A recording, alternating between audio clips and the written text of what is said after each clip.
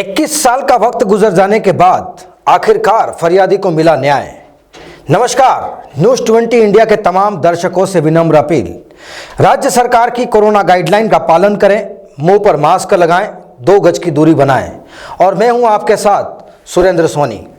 कहते हैं कि कानून के हाथ बहुत लंबे होते हैं और वह जब चाहे किसी भी गुनहगार पर शिकंजा कस सकते हैं। अब कानून के हाथ चाहे कितने ही लंबे क्यों ना हो, लेकिन कई बार फरियादी के हाथ भी बहुत छोटे पड़ जाते हैं और वक्त गुजर जाता है लेकिन उसे इंसाफ नहीं मिलता।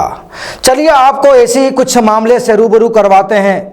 और मामला जुड़ा है मध्य प्रदेश के और कहानी जो भी है वह है धोखाधड़ी से।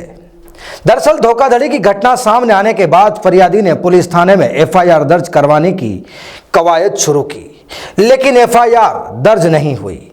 कई पुलिस अधिकारी बदले गए, कई कलेक्टर बदलते गए और कैलेंडर भी बदलते चले गए, लेकिन एफआईआर दर्ज नहीं हुई।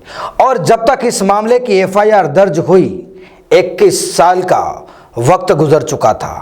पूरे 21 साल बाद आखिरकार धोखाधड़ी का मामला पुलिस ने दर्ज किया। वाकई हैरान करने वाली तस्वीर है। चलिए आपको उस मामले से भी रूबरू करवाते हैं जिसकी एफआईआर दर्ज करवाने में 21 साल का वक्त लग गया। दरअसल यह मामला जुड़ा है मध्य प्रदेश के गुना जिले के बीनागंज में वेयर हाउस से फर्जी तरीके से धनिया निकालकर बेच देने का।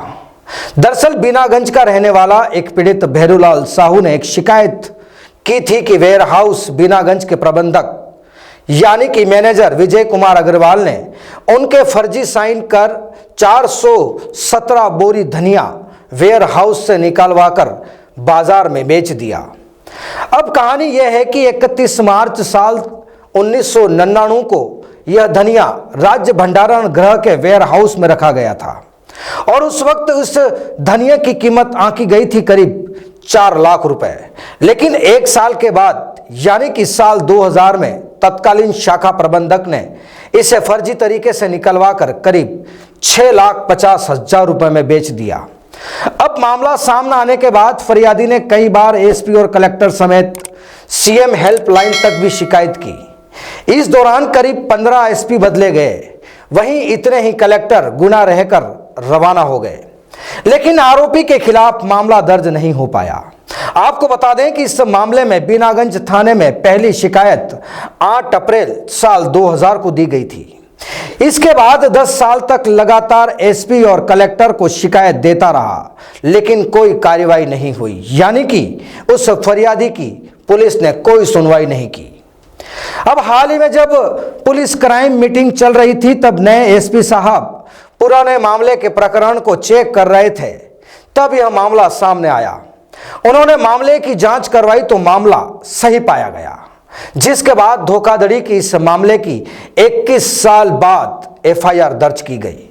अब एसपी के आदेश के बाद पुलिस ने बीनागंज चौकी में आईपीसी की धारा 420, 409, 467 और 468 के तहत यह प्रकरण दर्ज किया है।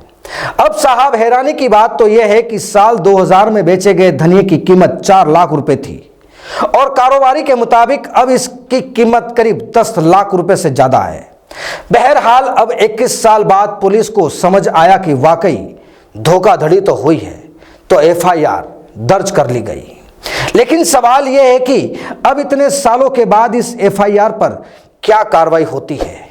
कहने का मतलब 21 साल बाद एफआईआर दर्ज की गई, लेकिन सवाल यह है कि अब इस पूरे मामले पर पुलिस कैसे जांच करेगी। इस एफआईआर पर पुलिस की कार्रवाई होती है या नहीं, इंतजार करना बेहद जरूरी है। आज की क्राइम सीरीज में बस इतना ही, फिर हाजिर होंगे कुछ दिलचस्प तस्वीरों को लेकर। तब तक के लिए नमस्कार।